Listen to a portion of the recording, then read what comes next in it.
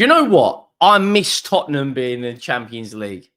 The nights like this, the drama. Have you ever seen in your life a penalty go in and then it's disallowed? I did not even know that was a rule. Aston Villa battered Club Brugge tonight, are in the quarter-final. Arsenal, 9 goals over 2 legs on aggregate, battered PSV. And Real Madrid, shithouse their way through to the quarterfinals. The quarterfinals, Arsenal versus Madrid, Aston Villa versus PSG. I mean, that alone. Then you've got Bayern Munich versus Inter Milan. I mean, that game is going to be absolutely insane as well. And then Barcelona versus Borussia Dortmund. I can't wait for the next round of the Champions League. I'm going to be honest, I didn't watch a huge amount of the Arsenal game. I did obviously watch the Madrid versus Atleti game. I'm going to try and cover both games in this and talk about the quarterfinals. This may be a bit of a longer video. Make sure you go down and you drop a like. Make sure you have hit that subscribe button. The road to 50,000 subscribers is well and truly on. And 20,000 of you have watched the channel in the last 2 months. 20,000 non-subscribers. So what are you waiting for? Go down and hit that subscribe button. I see something like 91% of everyone watching this channel is not subscribed. Now, we'll start with the Arsenal. Do you know what? We'll start with the big game tonight. That game had absolutely everything tonight. Absolutely everything. VAR moments, penalty shootouts, a penalty missed. Real Madrid, I said this. I said, do not be surprised if Atletico Madrid go through. And do you know what? They should have. They were the better team over 2 legs. But Steve McManaman said something on commentary, and he's absolutely spot on. The best team doesn't always go through. Vini Jr., stinker and hooked tonight. The penalty was absolutely disastrous. Disastrous. Valverde and Asensio were incredible tonight. Valverde apparently had to have steroids to play this football match.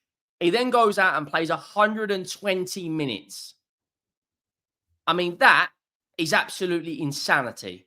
Not only does he play 120 minutes, he scores his penalty as well. Right? But that Atletico Madrid defense was pretty much rock solid tonight.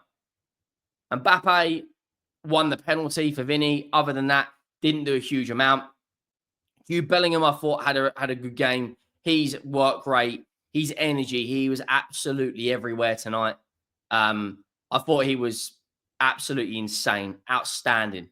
You know, I honestly, I thought he was stupidly good. Probably Madrid's best player for me, and Courtois. Mendy went off injured, hamstring injury as well. He looks like he may be out for the remainder of the season. That looked a sore one. He was signaling to the bench immediately. Tchouaméni, I thought, was good. Modric, again, was good. I thought Oblak had a really good game for Atletico.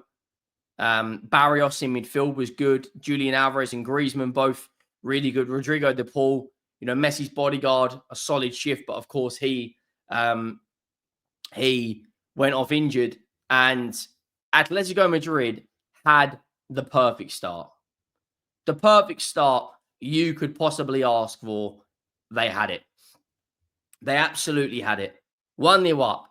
El Pitbull. Conor Gallagher, the Chelsea boy in Madrid, first season out there, scoring in the last 16 against Real Madrid in the opening 27 seconds. The fastest Englishman to score a Champions League goal in the history of the Champions League within 27 seconds. And the Riyad Metropolitano was absolutely buzzing. The whole game, the atmosphere there, one of the nicest looking stadiums for me around. Absolutely ridiculous. Sorry, I was playing my TikTok. Absolutely ridiculous atmosphere there tonight.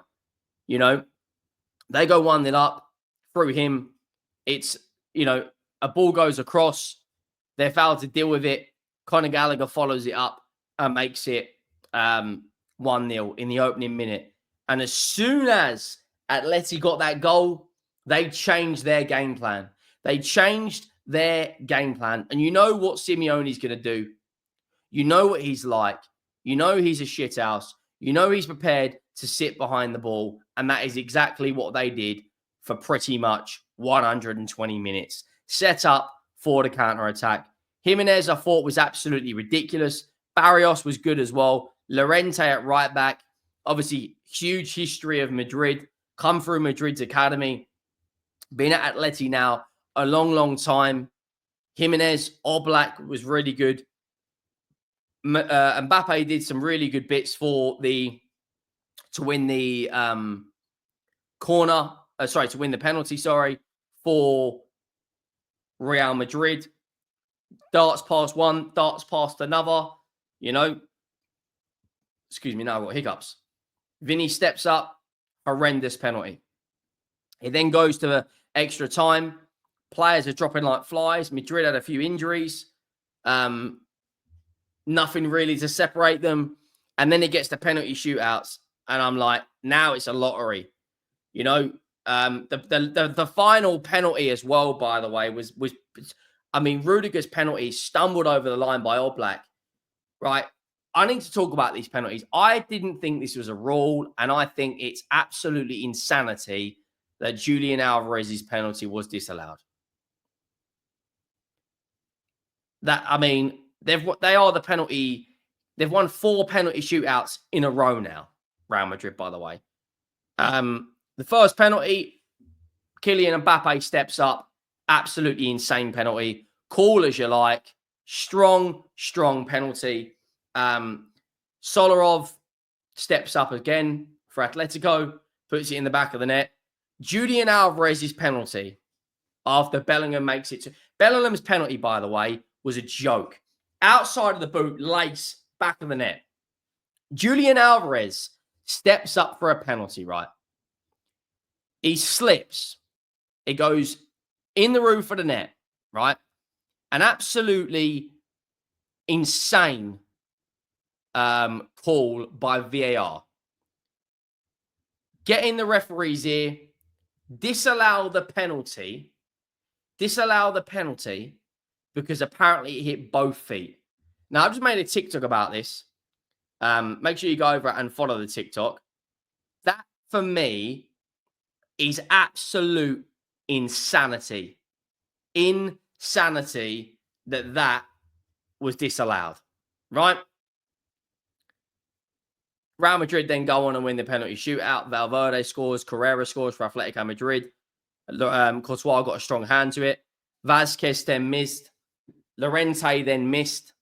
And then Antonio Rudiger saves it and Oblak spills it into the back of the net. And you're like, right, they will play Arsenal in the quarterfinal, who tonight made a number of changes. Got a draw. The game really didn't mean a huge amount, did it? Let's be brutally honest. Arsenal were through. They absolutely blitzed PSV in the Netherlands. They played David Raya, Ben White, Kivior, Gabriel, Lewis Skilly. Zinchenko went into midfield and scored tonight. Jorginho, Declan Rice, Sterling, Marino, Kieran Tierney. Apparently, Declan Rice scored tonight and didn't really celebrate. I've not really seen that too much. I've not really seen why. I think that was because he got told off for celebrating against Manchester United. Bakayoko played. Perisic played in the false 9 for PSV. Drew Cech played as well. And Malacia, a familiar face of Man United fans, started for PSV. They actually go 1-0 up from an unlikely goal scorer. Alexander Zinchenko made it 1-0. Apparently, it was a really, really good finish. I've only seen like a brief moment of the goal. That they were 1-0 up and very early on. And as soon as they scored, it was pretty much... this was done way before. Sterling had a really good game tonight. I've seen his cross for Declan Rice's goal, and of course got the assist for the first goal. The man who got his first Champions League start at PSV, punishes them, and that is Alexander Zinchenko. You know, drives into the center, cuts in, left foot, bang. Benitez, you know, holds his hand up and points to the away end. You know, it was a very, very, very, very, very good start for Arsenal. And then PSV respond back. A familiar face for Tottenham fans, Perisic, an ex Spurs player. What a player he's been throughout his career. He made it 1-1. They should have gone 2-1 up PSV.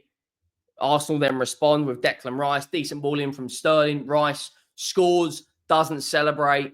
You know, for whatever reason, getting a lot of stick online for celebrating against Manchester United. He makes it 2-1. And then after that, PSV equalise around the 70th minute.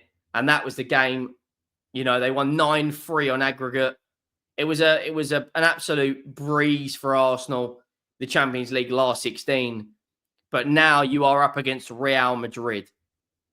It's good to see that we've got two English sides in the quarterfinal in Aston Villa and Arsenal, looking at it from the fact that 5th place will get, it's likely that the 5th place will now get, you know, the coefficient points. 1 French, 2 Spanish, 2 German, 1 French, 1 Italian. You know, Man City not done good enough this year in the Champions League, neither of Liverpool. That Real Madrid-Arsenal game is going to be insane. You know, I expect Arsenal to play a very, very similar brand of football than what Atleti played. I think Barcelona will steamroll Dortmund. They've got one of the best players in the world at the moment in Lamine Yamal and Rafinha. Bayern Munich, Inter Milan will be insane as well. Harry Kane in the form of his life. And Unai Emery up against his old team. And get this. If Real Madrid go through and PSG go through, they will play each other. And Mbappe will be back at the Parc des Princes. And Bayern Munich could play Barcelona. And the last time they played them, they won 8-2. It's going to be absolutely insane. I can't wait. Tomorrow night, of course, it's the Europa League. Tottenham, Manchester United in action. And then, of course, Chelsea as well in action. Make sure you drop a like. Make sure you hit that subscribe button. And I'll see you all tomorrow.